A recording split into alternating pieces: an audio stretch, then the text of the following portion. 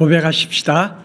주는 그리스도시요 살아계신 하나님의 아들이시니라. 아멘. 어떤 사람은 유난히 사람들을 이렇게 눈치를 보면서 살아가는 사람이 있습니다. 또 어떤 사람은 현실에 참 많은 눈치를 보면서 살아가는 사람이 있습니다. 또 어떤 사람은 어떤 말을 듣느냐에 따라서 그 말에 이렇게 귀를 기울이면서 살아가는 사람도 많이 있죠. 어떤 사람은 자기의 마음에 어떠한 사상과 믿음을 가지고 있느냐에 따라서 또한 거기에 여전히 이렇게 흘러가기도 합니다. 사무엘상 18장 7절에 보면 사울 왕은 전쟁을 마치고 돌아왔거든요. 승리하고 돌아왔습니다. 골리앗도 물리쳐서 기분 좋게 돌아왔습니다. 그런데 여인들이 이렇게 노래를 부릅니다. 사울이 죽은 자는 천천히요 다윗이 죽은 자는 만만이라 라는 소리를 듣게 되었습니다. 기분 좋게 돌아왔는데 기분 나쁜 소리를 들은 거예요. 그 말을 듣고 그 마음 속에 이러한 마음이 들어왔던 것 같아요. 다윗을 죽이고 싶어하는 마음이 그 안에 임하게 된 거죠. 그래서 늘 다윗을 죽이려고 하는 기회를 맛보고 있다가 결국은 정신 문제가 오게 되고 후대가 끊어지는 멸망의 가문의 주인공이 되었습니다. 우리 뉴스를 통해서 자주 이러한 뉴스를 접하곤 합니다. 그냥 앞에 지나가는 사람 아니면 지나가는 학생들이 수다 떠는 이야기를 듣고 자기를 욕하는 줄 알고 쫓아가서 칼로 죽인다든지 아니면 가서 싸움을 건다든지 뭐 그러한 뉴스를 우리 가끔가다 듣곤 합니다. 그러한 사람들은 당신 왜 그랬습니까? 라고 물어보면 이러한 얘기하죠. 자기를 욕하고 가길래 내가 죽이려고 했다. 그 여학생들은 자기의 나름대로 수다 떨면서 이야기하고 갔는데 뒤에서 쫓아간 사람은 자기를 욕하는 소리로 들은 거죠. 우리의 영적 생활도 혹 군중에 따라 그리고 물이 따라 그렇게 가는 그러한 신앙생활이 아닌지 우리는 생각해 봐야 되겠죠. 그러다가 후대까지 멸망으로 가는 신앙인이 되지 않도록 우리는 기도해야 됩니다. 대표적으로 예수님을 십자가에 못 박으려 할 때 무리들이 이렇게 소리 질렀습니다. 누가복음 23장 18절에 이 사람을 없이 하자. 그리고 바라바를 내주라. 예수님을 십자가에 못 박아 죽이고 바나바를 내주라 라고 이야기를 하죠. 심지어는 겁도 없이 이렇게까지 이야기를 합니다. 마태복음 27장 25절에 백성이 다 대답하여 이르되 그 피를 우리와 우리 자손에게 돌릴지어다 라고 할 정도로 망언을 하게 됩니다. 오늘 본문 말씀 속에 복음 앞에서 내가 설 자리가 어디 있는지 우리 다시 한번 기도해야 할 제목이 있습니다. 바울은 갈라디아서 1장 7절 8절에 이렇게 말했죠. 우리 다 같이 함께 7절 8절 읽어봅시다. 시작. 다른 복음은 없나니 다만 어떤 사람들이 너희를 교란하여 그리스도의 복음을 변하게 하려 함이라. 그러나 우리가 혹은 하늘로부터 온 천사라도 우리가 너희에게 전한 복음 외에 다른 복음을 전하면 저주를 받을지어다 라고 바울은 고백하고 있습니다. 그러면서 또 이렇게 말합니다. 우리 10절 다 같이 시작. 이제 내가 사람들에게 좋게 하랴 하나님께 좋게 하랴 사람들에게 기쁨을 구하랴 내가 지금까지 사람들의 기쁨을 구했다면 그리스도의 종이 아니니라 라고 사도 바울은 고백을 합니다. 사탄이 만들어 놓은 법이 있습니다. 그것을 성경의 말씀은 불법의 비밀이라 라고 말씀해 주고 있습니다. 거기에 맞춰서 사는 사람들이 있습니다. 사탄이 만들어온 그 법 속에 사람들은 하나님을 거짓말쟁이로, 사기꾼으로, 혹은 하나님의 종들을, 주의 일꾼들을 거짓말쟁이로, 사기꾼으로 바꿔버리려고 하죠. 사탄 마귀는 에스겔 28장 17절에 그들의 마음은 교만해졌고 지혜는 더러워졌다라고 말씀하고 있습니다. 그들은 지금도 그의 부하 영들을 통하여, 악령과 귀신들을 통하여 계시록 12장 9절에 진리를 죽이고 세상을 더럽게 만들려고 정치인, 경제인, 학자, 문화인들을 사기꾼으로 만들어 세상을 병들어가게 만들고 있습니다. 사탄 마귀의 인격과 속성 우리가 알고 있죠. 요한복음 8장 44절에 욕심과 살인, 거짓과 속임수, 열등감과 부정적에 잡혀 사람들을 통해 세상을 만들어 가고 있다는 사실을 우리는 그의 인격과 속성을 성경을 통해서 확인할 수가 있습니다. 사탄 마귀는 계시록 12장 12절에 마귀가 자기의 때가 얼마 남지 않은 줄을 알므로 크게 분내어 너에게로 내려갔다라고 말씀하고 있습니다. 사탄 마귀는 자신의 때가 얼마 남지 않았음을 알고 있습니다. 그래서 아담을 무너뜨려 인류를 병들게 하고 지금도 구원받은 자들을 골탕 먹이기 위해서 베드로전서 5장 8절에 이렇게 돌아다니고 있습니다. 우는 사자와 같이 두루 삼킬 자를 찾고 있다라고 말하고 있는 거죠. 사탄의 법이 진리로 바꿔놓으려고 하고 있습니다. 하나님의 말씀 창세기 2장 17절에 비진리요, 비상식적이고 비현실적이라고 지금도 거짓과 속임수로 우리의 인간의 영혼을 무너뜨리고 있습니다. 그래서 사탄은 지금도 우리에게 속임수를 얼마나 많이 쓰고 있는지 저와 여러분이 기억할 것입니다.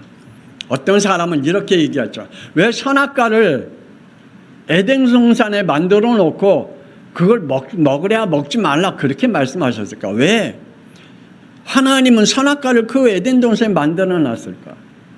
라고 사람들은 얘기합니다. 살아있는데 먹지 말라고 하면 어떻게 되겠느냐? 먹을 것이 앞에 있는데 왜 먹지 말라고 하느냐? 라고 사람들에게 이러한 생각들을 집어넣곤 합니다. 그래서 사탄은 자신의 말이 진리로 만들어버리죠. 창세기 3장 4절 5절에 너희가 결코 죽지 않는다.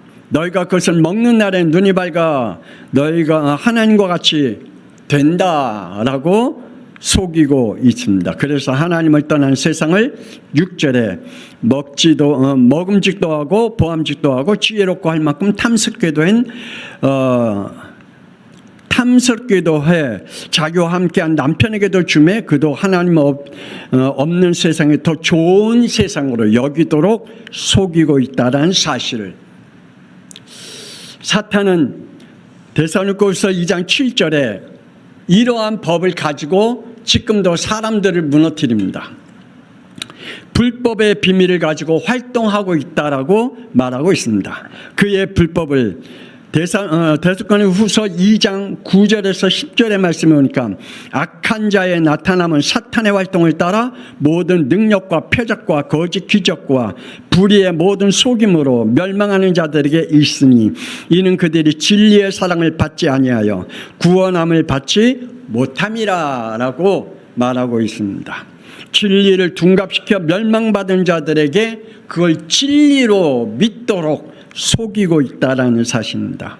그래서 이들에게는 디모데후서 3장 7절에 항상 배우나 끝내 진리의 지식을 잃을 수 없다. 이들에게는 예수를 그리스도로 믿을 수 없다. 그리고 예수를 그리스도로 들어도 믿지 못하게 한다라고 말씀해 주고 있습니다. 사탄의 법입니다. 지금도 사탄의 법은 사람들을 그 비밀을 가지고 그들의 영혼을 무너뜨리려고 하는 사탄의 속임수를 가지고 있습니다. 특히 출애굽기 20장 4절 5절의 말씀은 자연물들을 절대적인 우상 신으로 믿게 하여 창조자 하나님을 절대로 만나지 못하게 하고 있다라는 사실입니다. 저와 여러분은 하나님의 비유를 맞추는 신앙생활을 하고 있습니까? 아니면 나의 비유를 맞추고 사람들의 비유를 맞추고 나의 현실의 비유를 맞추면서 살아가고 있는지요? 혹시 여러분의 통치자는 누군지요? 여러분의 자신인지요? 아니면 여러분의 자존심인지요? 아니면 여러분이 가지고 있는 사상과 율법인지요? 아니면 여러분의 절대 주권자가 누군지요? 여러분의 절대 주관자가 누군지요? 에베소 6장 12절에 보면 자존심과 자신의 육신, 돈, 명예, 부모, 남편, 아내, 자녀, 형제들, 지인들로 혹시 여러분의 주관자로 삼으면서 살아가고 있는지요? 우리가 알죠. 아론은 누굽니까? 아론이 누구지요? 하나님께서 모세의 입을 대신해서 쓴 아론의 형 아닙니까? 더불어서 제사장 아닙니까? 그런데 그는 출애굽기 32장 4절에 아론이 그들의 손에서 금고리를 받아 부어서 주옥칼로 새겨 송아지 형상을 만드니 그들이 말하되 이스라엘아 이는 너희를 애굽 땅에서 인도하여는 너의 신이로다. 아론이 누구라고요? 출애굽시킨 1등 공신 아닙니까? 아론이 누굽니까? 그 시대의 제사장 아닙니까? 그런데 출애굽기 32장에 가보니 아론은 이러한 행동을 하게 됩니다. 제사는 하나님의 방법으로, 섬김은 우상의 방식으로 그의 신앙을 이스라엘 백성들의 신앙을 나타내고 있는 것을 볼 수가 있죠. 이 일로 인해서 출애굽기 32장 28절에 이날에 백성 중에 3,000명가량 죽임을 당하였다라고 말씀해 주고 있습니다. 우리가 사람의 비유를 맞춰가면서 신앙생활 할까요? 하나님의 비유를 맞추면서 신앙생활 할까요? 불법의 비밀 속에서 신앙생활 할까요? 복음의 비밀 속에서 우리가 신앙생활을 해야 될까요? 솔로몬 왕은 누굴까요? 지구상에서 유일한 지혜의 왕 아닙니까? 모든 사람들이 존경하는 지혜의 왕입니다. 그가 열왕기상 11장 3절에 사랑하는 사람들의 비유를 맞추다가 하나님의 말씀에 불순종하였습니다. 자기가 수많은 여인들을 사랑하는 그 사랑 때문에 하나님의 말씀에 불순종하는 자가 되었습니다. 이로 인해서 열왕기상 11장 11절에 여호와께서 솔로몬에게 말씀하되 내가 이러한 일이 있었고 또 네가 내 언약과 내가 내게 명령한 법들을 지키지 아니하였으니 내가 반드시 이 나를 내게서 빼앗아 내 신하에게 주리라 라고 말하죠. 더군다나 13절에 이 나라를 다 빼앗지 아니하고 내 종 다윗과 내가 택한 예루살렘을 위하여 한 지파를 내 아들에게 주리라. 나라를 빼앗겨요. 그리고 나라가 둘로 갈라져요. 남유다 북이스라엘로 갈라집니다. 왜요? 사람의 비유를 맞추다가. 우리가 하나님의 비유를 맞추는 사람인지요, 하나님의 비유를 맞추고 우리가 영적 생활을 하고 있는지 우리가 다시 한번 기도해야 되겠죠. 빌라도 총독이 밀란이 두려워 마태복음 27장 23절에 재판을 법 중심이 아닌 사람 중심으로 판결을 내렸죠. 그래서 지금도 우리의 사도신경 속에 빌라도의 이름이 빠지지 아니하고 그의 이름이 불려집니다. 아마 주님이 오시는 그날까지 우리가 사도신경을 통해서 신앙 고백할 그때까지는 계속해서 그 이름이 빌라도 이름이 불려지겠죠. 사람들의 비유를 끌려가는 영혼들이 있습니다. 빌라도 총독입니다. 요한복음 19장 12절에 예수를 놓으려고 힘썼으나 유대인들이 소리질러 이르되 이 사람을 놓으면 가이사의 충신이 아니니이다 라고 사람들의 소리를 듣고 그는 자기의 양심을 무너뜨렸죠. 자기의 법은, 자기의 양심의 법은 예수님을 놓아주는 거예요. 그런데 그는 사람들의 소리를 듣고 그리고 자기에게 당신은 로마의 황제인 가이사의 황제의 충신이 아니다. 만약에 놓아주면 라는 소리를 듣고 예수님을 십자가에 못 박는 그러한 판결을 내렸죠. 사람들의 분위기에 휩싸여 함께 어우러져 지금도 많은 사람들이 예수님을 십자가에 못 박는 일들을 하게 된 것을 봅니다. 요한복음 19장 15절에 그들이 소리 지르되 없이하소서 없애하소서 그를 십자가에 못 박게 하소서라고 사람들이 지금도 외치고 있습니다. 바울 이전에 사울은 자신이 갈라디아서 1장 14절에 내가 내 종족 중 여러 영갑자보다 유대교를 지나치게 믿어 내 조상의 전통에 대하여 더욱 열심이었더라. 자기가 사울이었을 때 바울 이전에 자기는 어떠한 모습으로 살아갔느냐? 자기는 유교를 지나치게 믿었다. 더군다나 자신의 조상으로 내려온 전통에 대해서 열정적으로 가졌다. 심지어는 사람을 죽이기까지, 사람을 잡아 감옥에 집어넣을 정도의 열정적인 모습을 가지고 있었다라고 말하고 있습니다. 그는 국가와 가문의 전통을 따르면서까지 영원히 끌려다녔다라고 고백하고 있습니다. 사랑하는 우리 양평중학교의 성도들, 정말 우리가 이 시대에 어떠한 내 믿음의 영적 생활이 복음의 비밀 속에서 살아가느냐, 불법의 비밀 속에서 살아가느냐, 하나님의 비유를 맞추면서 살아갈 거냐, 사람의 비유를 맞추면서 살아갈 거냐, 우리에는 참 중요한 영적인 때로는 결단도 할 때가 있습니다. 마지막으로 복음 안에 누린 사람들입니다. 바울은 고백합니다. 갈라디아서 1장 10절 다 같이 함께 하십시다. 시작. 이제 내가 사람들에게 좋게 하랴 하나님께 좋게 하랴 사람들에게 기쁨을 구하랴 내가 지금까지 사람들의 기쁨을 구하였다면 그리스도의 종이 아니니라. 아멘. 복음의 결단이 때로는 우리에게 참으로 중요합니다. 아닌 것은 아니라고 말할 수 있는 복음의 결단 참 중요합니다. 나는 누굽니까? 갈라디아서 1장 4절 우리 다 같이 한번 읽어볼까요? 시작. 그리스도께서 하나님 곧 우리 아버지의 뜻을 따라 이 악한 세대에서 우리를 건지시려고 우리의 죄를 대속하기 위하여 자기의 몸을 주셨으니. 아멘. 그리스도께서 하나님 곧 우리 아버지의 뜻을 따라 이 악한 세대에서 우리를 건지시려고 우리의 죄를 위하여 하나님이신 예수님이 이 땅에 오셨다. 그리고 자기 몸을 주셨다라고 말씀하고 있습니다. 예수가 우리의 죄를 위하여 대속하신 그리스도를 믿음으로 저와 여러분이 하나님의 자녀가 된 줄 믿습니다. 그러므로 하나님의 자녀의 우리의 영적인 결단도 필요하죠. 나의 구원은 갈라디아서 1장 11절 12절에 이러한 축복이 있어야 됩니다. 우리 다 같이 한번 읽어봅시다. 시작. 형제들아 내가 너희에게 알게 하노니 내가 전한 복음은 사람의 뜻을 따라 된 것이 아니니라. 이는 내가 사람에게서 받은 것도 아니요 배운 것도 아니요 오직 예수 그리스도의 계시로 말미암은 것이니라. 아멘.